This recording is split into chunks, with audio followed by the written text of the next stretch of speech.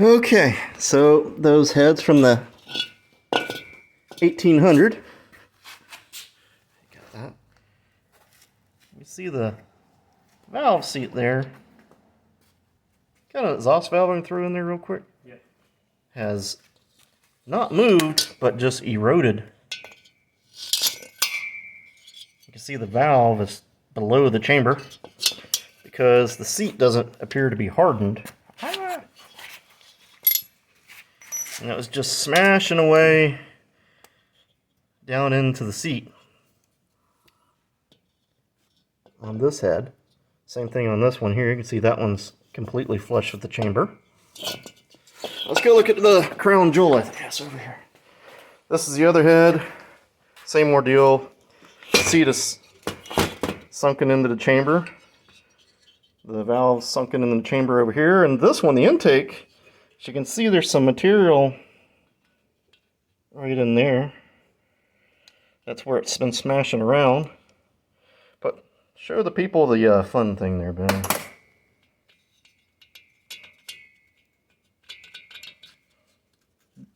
I think when they put it in for the press fit there, they forgot what tolerances are, because it's got a lot of clearance, but not tolerance. Whole seat is falling out, and maybe we can get it out of there. Oh. But that head is junk. Plus, it's got cracks. It's cracked between the plugs and stuff. It does have stainless steel valves. Well, that one has one stainless valve. Yeah, it's got two. Got two of them? Okay. Well, that one ain't no good. It's burnt. But there we go. A good reason why in today's market, don't rebuild a head unless it's something special. If you got some bad boy race head that's done by somebody that's known in the industry, I can understand rebuilding a head.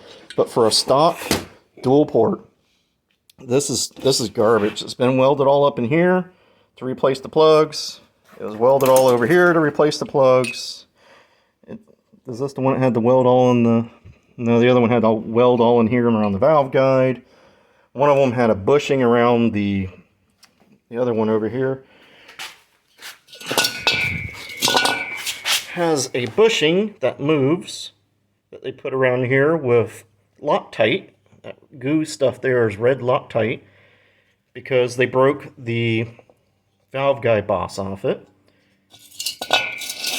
It has been welded to the hill down in here. See, there we go.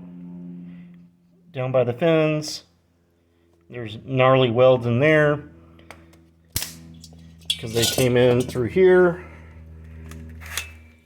and welded up the valve guide boss and then did a really bad job of blending it out. Like they used like a hammer and chisel. I don't know what they were doing there.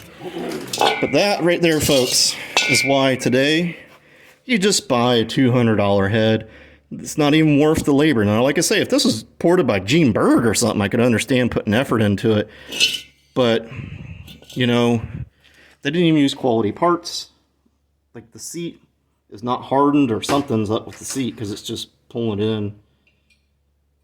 But that's what happened to the heads that started the whole rebuild on the 1800 for the young man, which he apparently is back on the road. They came by the other day and said goodbye. And he said he's got 35 pounds of oil pressure at idle, 55 going down the road. Hey, you got it out. Look at that. There's the valve seat. But, and they're heading off doing their trip across America. So wish them luck. Hopefully they have fun doing all that. And just remember, boys and girls, buy a new head. It's just not worth it. But, in all reality though, if these heads didn't go bad on him, he would have kept driving it until that motor locked up. So, it's kind of the key thing that got him to stop. So don't forget to like, subscribe. I'll see you guys later.